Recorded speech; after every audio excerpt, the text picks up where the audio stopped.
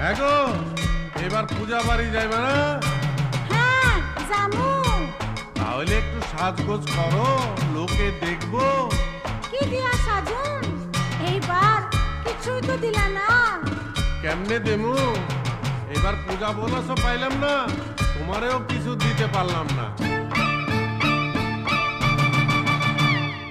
চাই না আমার রেশমি চুড়ি, চাই না